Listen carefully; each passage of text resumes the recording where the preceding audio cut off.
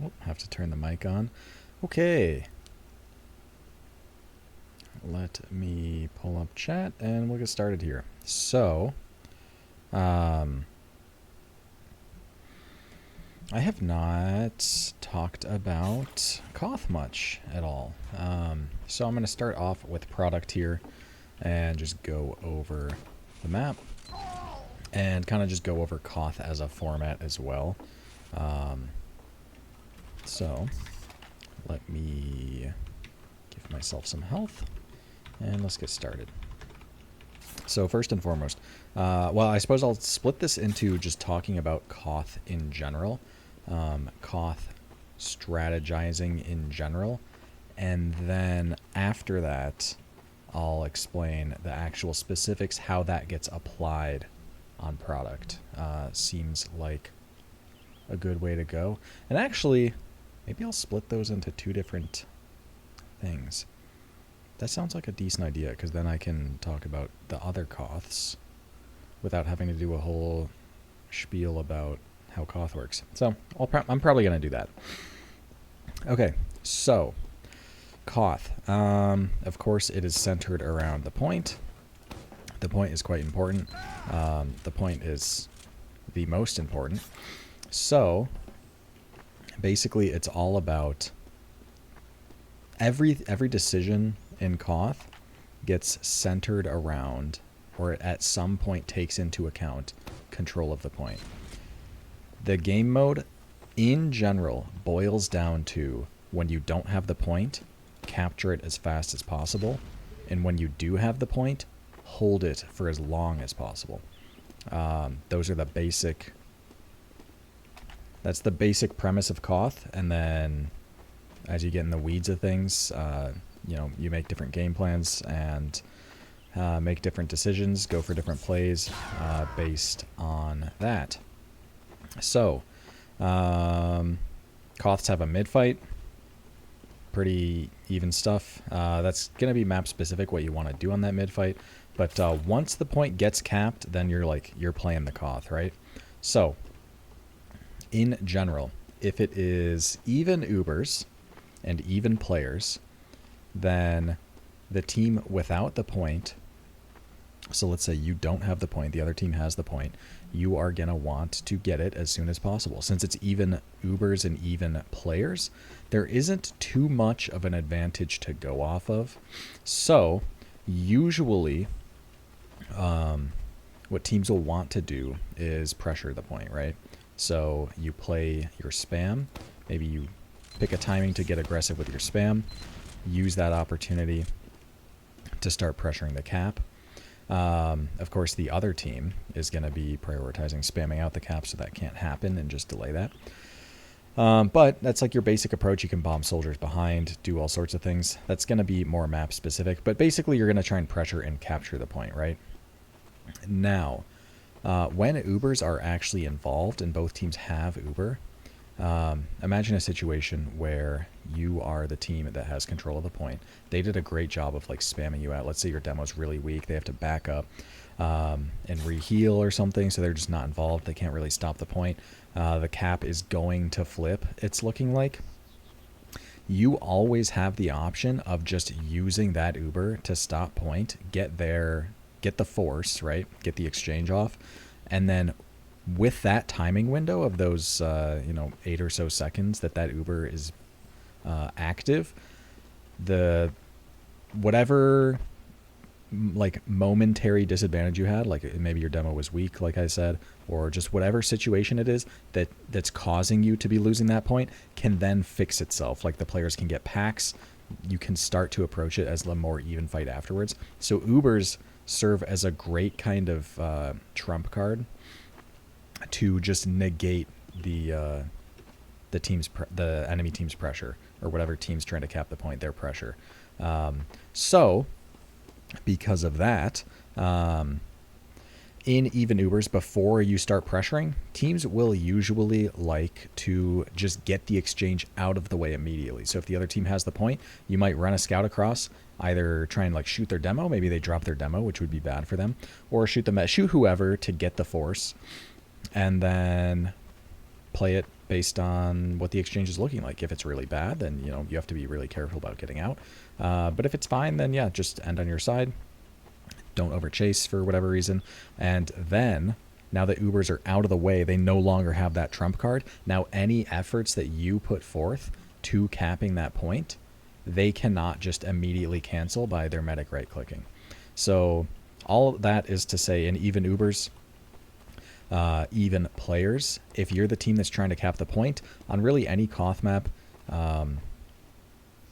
yeah, for the most part, going for an exchange and then trying to play the point by whatever means you want to is a good go-to strategy. So that's even Ubers, even players. On the flip side, even Ubers, even players, but you have the point, you're not trying to cap it. Basically, all you're doing is just setting up for their exchange. So there's not too much different you have to do. You just have to like try to dodge their scout shots. Try to milk the Uber if you can. Of course, dropping players is like really bad, so don't do that.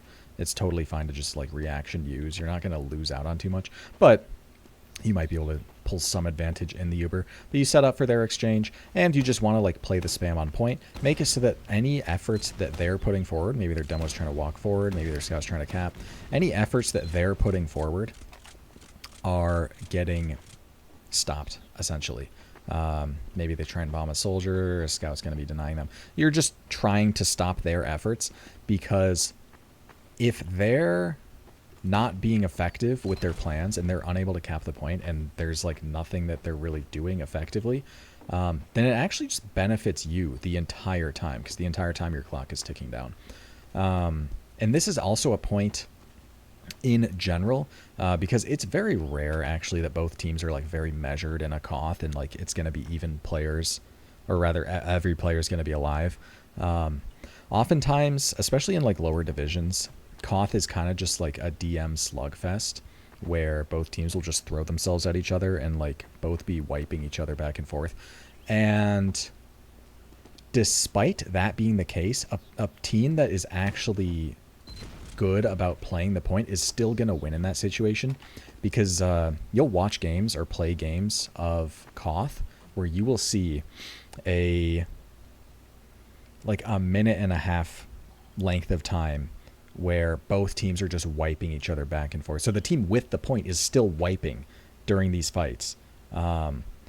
But because there's enough chaos, but most importantly, because the other team is not actually able to cap the point when all is said and done, all that chaos, your med dropping, whatever, it actually doesn't even hurt. In fact, it helps the team that has control of the point.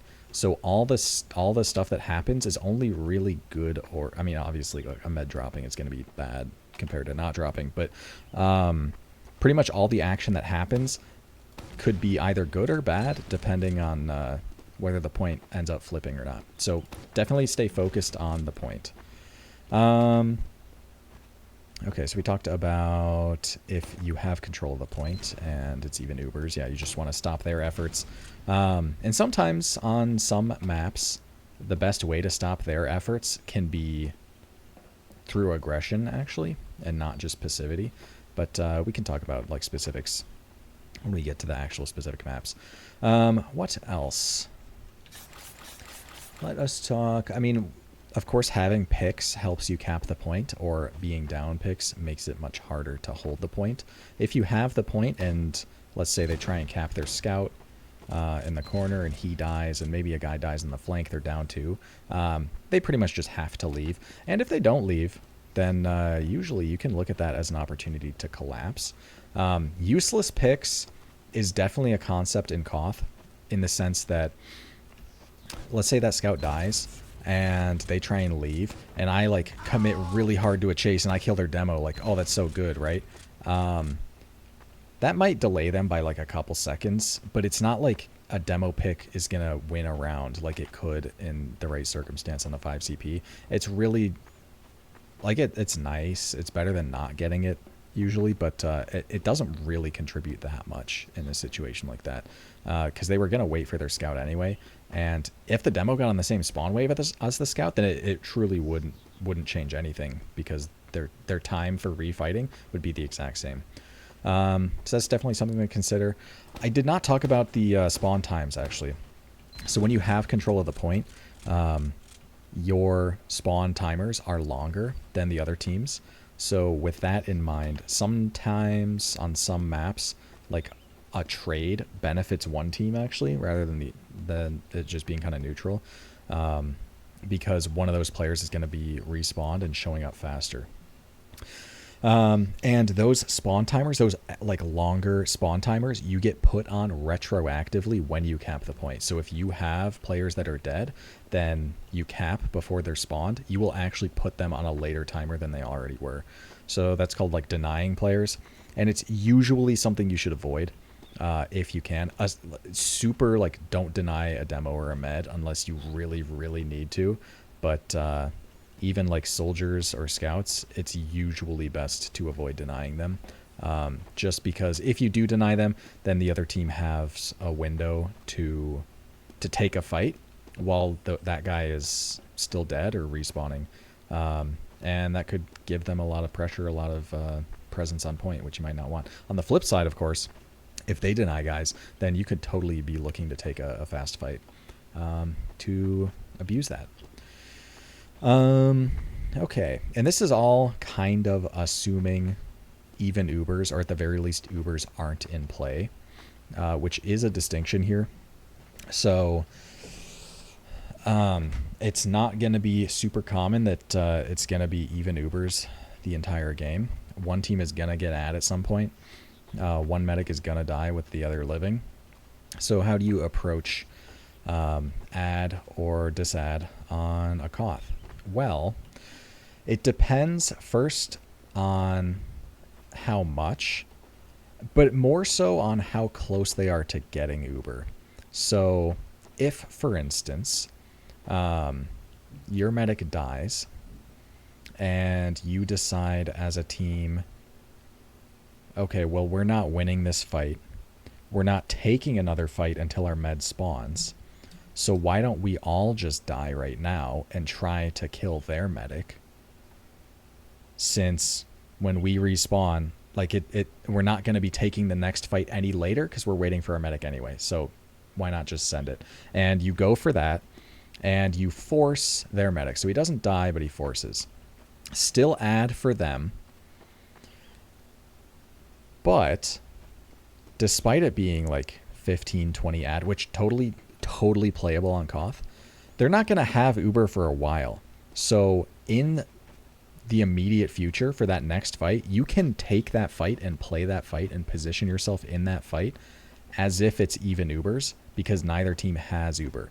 And this is where Uber tracking is really important, because as a medic, you need to be very well aware of when they're about to be getting Uber so that you're not caught, because it can be very easy to approach the next fight as, we can approach this as evens because they're not going to get for a while, and then that even fight goes on for a long time, and then they do actually get during that fight, and now you're caught. So it is important to be tracking Ubers, but if they don't have, then you can approach the fight as if it was even Ubers, and then only when they're about to get do you approach that situation as if it's disad. This works on the flip side as well. If it's ad for you guys, but you don't have, and they're taking a fight, when you're getting in like that 80-90% threshold, be looking for an Uber, because if you are on top of that, there's going to be a lot of medics and a lot of teams that are going to be caught as you're getting that Uber. So if you're ready to be using that and popping it as you're getting, then you're just going to kill their med. From there, you can just back up, get any other picks you want. Like you got the med, that's all that really matters there. And then just continue playing the ad. But you essentially just shaved off like 40 seconds to your clock by doing that. So yeah, definitely something to look out for when it's ad. And then yeah, if it's disad, when they have, you definitely want to be playing that disad. But if you know they don't have yet, then you can be approaching the fight as if it's even. Okay, now let us talk about forward holding, I can just say forward holding real quick. There is some type of forward hold on every KOTH map. Some of them are more effective than others. The exact positioning of a forward hold, I'll explain when I go into detail about the map themselves. But essentially, if a team is completely out and you have most of your people alive, but usually like your spam classes are the important ones here, if you have them alive, then you can go into a forward hold, which essentially is just instead of holding on the point or in front of point or wherever you want to be holding when they leave, you hold the actual doorways they need to enter. And that's basically a strategy to just waste more time, burn off more time from your clock. It's not something you want to be committing to or dying for. It's purely an exercise in burning more and more clock by making it difficult for them to get out. Forward holds can be quite effective, especially like if you get a kill or two and then they have to back up, wait for those spawners, just rinse and repeat. You can burn a lot of time if you're good at forward holding. So that's forward holds. Let us talk next about four-mans. So I talked about how when it's disad, but they don't have, you can kind of play it as if it's even. Well, if they do have, that doesn't really apply. So when they do have Uber, your med cannot be standing somewhere where they're caught. They need to just be somewhere safe, because if they ever cross that threshold where they are caught, the other team could just be taking an Uber in and killing your medic and preserving their ad for the future, just shaving off more and more time. So that's bad. So if they have Uber, you pretty much have to keep your med safe and not caught to an Uber. So what are your alternatives? Well, in theory, you could try to take a fight without your medic, of just trying to play point pressure to get the cap, because I'm assuming here they have control of the point, they have the ad. We'll assume that for now. So you could try to just play the fight normally without your heals being involved, because they're like far back where they can't really heal the people that are helping out directly. So that's not going to be very effective, because you're just going to lose the spam game long term, because the damage that you're doing to them should get healed off generally, whereas the damage that they're dealing to you isn't really. So it should be pretty easy for them to hold in that regard. So you shouldn't expect to just be taking a fight like normal without your heals involved. So what else could you do? Well, in theory, you could just keep your heals back somewhere and just build Uber and not be taking a fight. And that's also not really an attractive option either, because you're just giving up all that time for nothing while you build this Uber. So what teams like to do is go for a four-man or a sac wave. And essentially what you're doing is you want to approach, you want to get everyone buffed. Your heals can commit forward a little bit. Commit isn't necessarily the right word, but I see a lot of teams where their heals will just be in the spawn building, where you can totally like heal your guys as they're ready to go and then back up. But everyone gets buffed, and at the same time, everyone sacs for their medic. Now, the reason you do this is because, you know, think of the alternatives. You either take a fight you're not going to win without heals, or you do nothing while you're building. So why not, during that time that you're building, you instead just sack everyone for a pretty decent chance to force their medic, and suddenly it's no longer disad. In fact, it's ad for you. Because you're not going to be waiting any... If you go into a four-man fast enough and you send it fast enough, you're not going to be waiting any longer than you would have already been waiting to build that Uber. So that's usually the go-to for when it's disad they have. And yeah, it's enough ad for them that it would take a while to build. You just go for the four-man and it works out. So with that in mind, what else is there? All right, now we're getting into some nitty-gritty. So more situational stuff. Now, some of this is going to be a little map dependent. Some of this is going to be a little more specific, but we're going to get into like more specific circumstances. So there's ways to counteract a 4-man.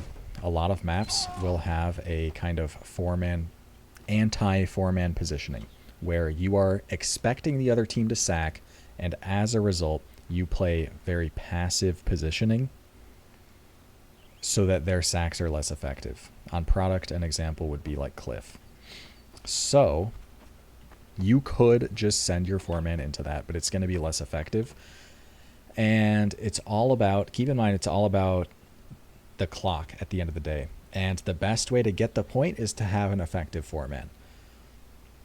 So if they're very passive, then that means they're less equipped to actually contest the point. So I know I talked about, playing the point or just playing a fight without your heals is bad. But if they're very passive and not in a position to be contesting the point with the heals, then you totally, instead of sacking, could try to pressure that cap and just cap it. This is going to be better on some maps than others. Like in particular, Clear Cut, this is like a good go-to because the anti-4-man positioning is very strong. Versus like a Bagel, where this might be something you like really never do because teams rarely like give up the point entirely.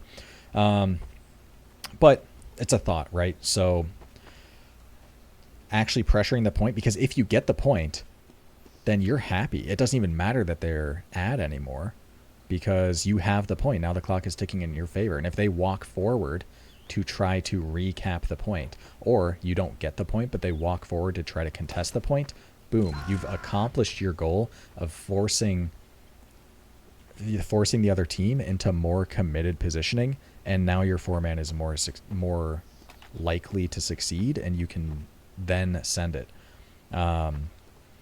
So something to think about there of baiting the cap if they're giving it up in a 4-man situation. Likewise, if it's ad for them, so let's imagine a pretty common situation here. Actually, let's imagine a very feasible situation of it was ad for you guys. They 4-manned, got the force, and now it's ad for them. So let's say you don't have time to get into a forward hold. We'll just imagine it's a normal situation, but ad for the other team. But what's different is you have control of the point this time around. So obviously it's disad. They have Uber. They're approaching with Uber.